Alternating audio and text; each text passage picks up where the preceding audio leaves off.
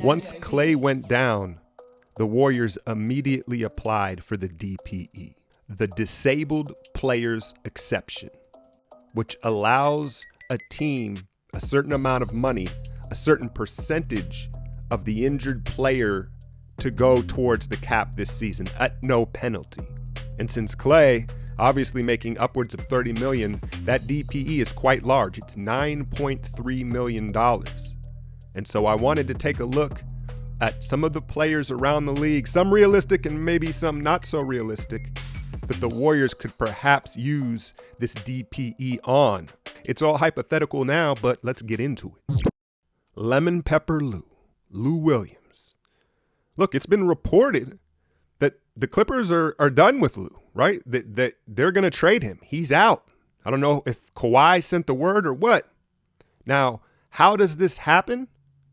And why would they trade him to the Warriors for pretty much nothing? Again, we're assuming, maybe second round pick or something like that.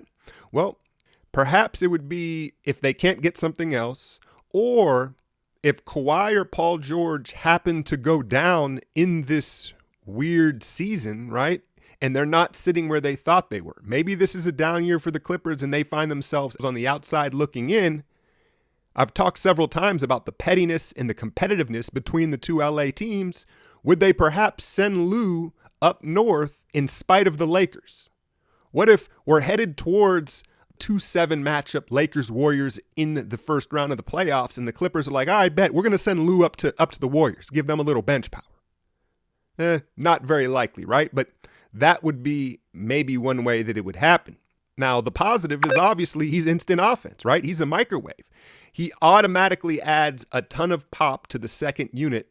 He allows them to rest Steph, not just overall in games, but he could take games off and you could insert Lou into the starting lineup.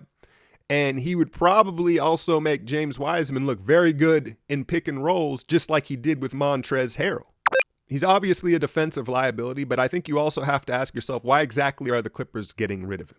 If you look at Lou's career, as beloved as he is by the fans, he seems to wear out his welcome wherever he's at rather quickly, right? And if I were to guess, I think Lou is such a natural bucket, much like his mentor, Allen Iverson. He probably hasn't ever really had to have the best work habits, right? He's probably not really a pro. And it doesn't necessarily affect him, again, because he's a walking bucket, but how does it affect the players around him and the younger players around him? And so that would be my guess to why teams are more willing to part with him.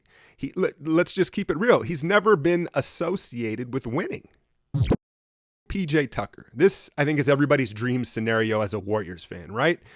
The biggest problem with this idea is Houston even willing to deal with Bob Myers in Golden State? Now, obviously, Morey is out, but Fertitta is still there, and I still think there's bad blood between the organizations. And so it's very hard to see a scenario where this could take place, right? But I think the first thing that would have to happen is the much rumored Harden and Russ breakup. If either or both are traded and the Rockets kind of officially bow out this season and start their rebuild, then possibly you could entice them with perhaps an Eric Paschall or a Jordan Poole, depending on how much they like either one of those two young players. And it would kind of be a 2-transaction trade. We send Eric Paschall to Houston for one of their end-of-the-bench scrubs. Mind you, Paschall is on a very small contract. It wouldn't be hard to send him over there for next to nothing.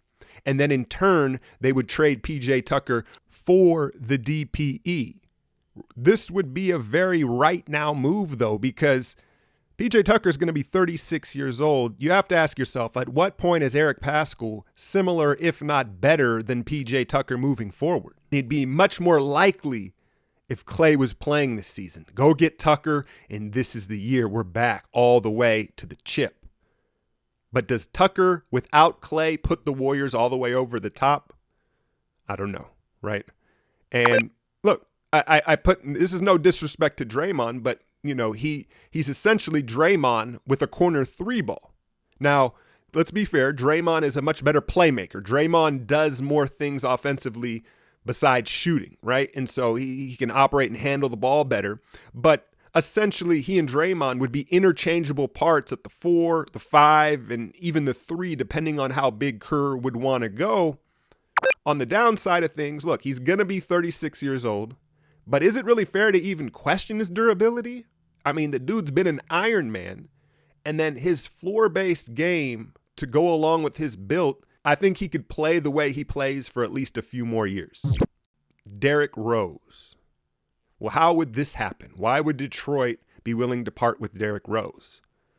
Maybe Killian Hayes silences the haters and he's more ready than people thought. He's ready to start and he's contributing. Now, they also went out and got DeLon Wright. They've got Brandon Knight sitting on the bench, Langston Galloway. Not to mention, if Blake Griffin is healthy, he kind of plays a point forward for them, right? But then you turn around and you consider all the moves they've made in this offseason, and you have to think they have playoff aspirations. Derrick Rose is one of the only players on that roster with playoff experience, so I think it'd be a hard sell to pull Derrick Rose away from Detroit, and I think it would be very similar to the Houston situation where you'd have to entice them with one of our young players as well. As far as what Rose would bring to the Warriors, I was surprised how similar he and Lou Williams' numbers were. 18 points off the bench, instant offense, automatically gives you pop to that second unit. What I was surprised is Lou rebounds more than Derrick Rose. Okay, that's interesting. But, I think that he brings everything Lou brings offensively, except there aren't character issues, right? They seem to be a little bit opposite as far as locker room guys. Now, Derrick's not a vocal leader, but he's a quiet one, right? And he seems to be loved by everybody. And so, I would like the Rose acquisition over the Lou Will just for that alone. And then defensively, he's not as big of a liability either. He's a bigger body out there. But I think there are other concerns, one being durability. That's fair to bring up with Derrick Rose. It's going to be brought up the rest of his career. I don't care how many games he strings together. But I will give him credit. I think that he's put in the work in his body, and he's also changed his playing style in order to stay out on the court. I'll give him credit there. I think also there is a question of system fit because unlike Lou, Derrick Rose doesn't really play without the ball, right? He's ball dominant. He needs the ball in his hands, and he's an ISO scorer, which goes against the Warriors system. Robin Lopez just signed a 1-year deal with the Washington Wizards. How does this happen? Well, what do the Wizards look like headed into the trade deadline? Every year we hear the Wizards, they're going for it this year, right? Wall's healthy. We're keeping Beal and we're going to make a playoff run. Okay, fine. But come the deadline, if the Wizards are where everybody probably presumes they will be on the outside looking in, again, it's a 1-year deal. They don't have a lot invested in him. Is Thomas Bryant eating up the bulk of the minutes at the center position? Is Mo Wagner playing, right? There's a chance Lopez just isn't contributing much, and he could be had in a simple transaction for some second-round picks. What he would bring to the Warriors is a true center and a true veteran center who could give you minutes on some of these bigger guys. The Joker, the Lakers bigs, right? We know we've got Wiseman, but outside of that, there's not another true center on the roster. And so I think everybody is kind of looking for maybe a veteran big out of this acquisition. And Robin Lopez, the Stanford product, I'm sure would be glad to be back in California. Now, the negative, and maybe I'm reaching here a little bit, but I think could be, would Kerr get too narrow-sighted and play him a little more than we'd want? Right? I could see that happening, and then maybe it stunts James and Marquise's growth a little bit. I know you're probably saying, yeah, right. Why would that happen, right? But you're probably also the same person that was complaining about how much Kerr played Zaza, right? So, I don't know. I'm not saying it's a complete negative. It's a very hypothetical proposition, but, does he play a little more than we would like, and Kerr gets too caught up in the right now? I'm not even going to say his first name because I'm going to butcher it. Bielitsa, the big shooter in Sacramento. He looks like that one actor, right? What was that guy's name? Anyway, how would this happen? Why would the Kings give up a big stretch shooter? Well, it's the Kings. It's Sacramento, right? Anything is possible. No, but look, he kind of fell out of the rotation last year as it was.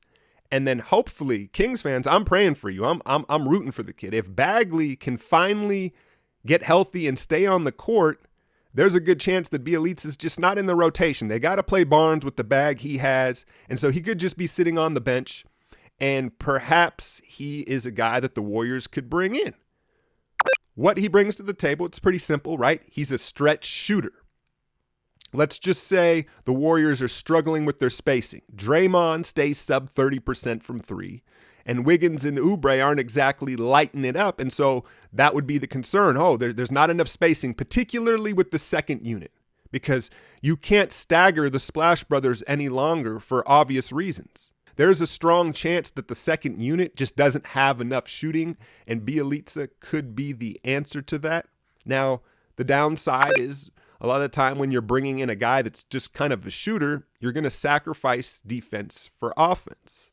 The other thing is opportunity. Look, shooters need opportunity in volume. Being a shooter, you need opportunity. If Bjelica isn't consistently in the rotation, then he's not going to provide the shooting that you need. It's not like Robin Lopez, where he could sit for 2 weeks, you could put him in the game and he could essentially give you what he gives you. It doesn't work that way with shooters. They need a consistent role in order to be the shooters that they are. How about JaVale McGee? Let's bring back JaVale. Remember, the Lakers traded him to Cleveland in order to make room for Marc Gasol. How does this happen? And this may be another out of the rotation guy for their roster. They've got Drummond, they've got Love, and they've got Larry Nance Jr. If Love is healthy and decides he wants to play this season, then, there's a good chance that JaVale's just not playing that much. And Cleveland, to me, it almost seems like they like to just make moves just to make moves to see their name on the ESPN ticker, right? Because that's the only way. It's much like the Robin Lopez thought. You're bringing in a true center who is a veteran, and he's going to give them rim protection. Not to mention, again, I know I keep hinting at a potential Lakers-Warriors playoff matchup at some point, some way. How hyped would he be to go against Anthony Davis and Marc Gasol, right? I'm not saying, he plays heavy minutes, but you put 15 minutes on him and you can just imagine the energy he would bring there. Now, the downside is, one, I don't think Kerr, it's no secret, was ever a big fan of JaVale. And then two, I will question his habits. Not necessarily off the court. Right? I think JaVale's proven to mature and be a pro, right? He handles his business, but he does still have bad habits on the court.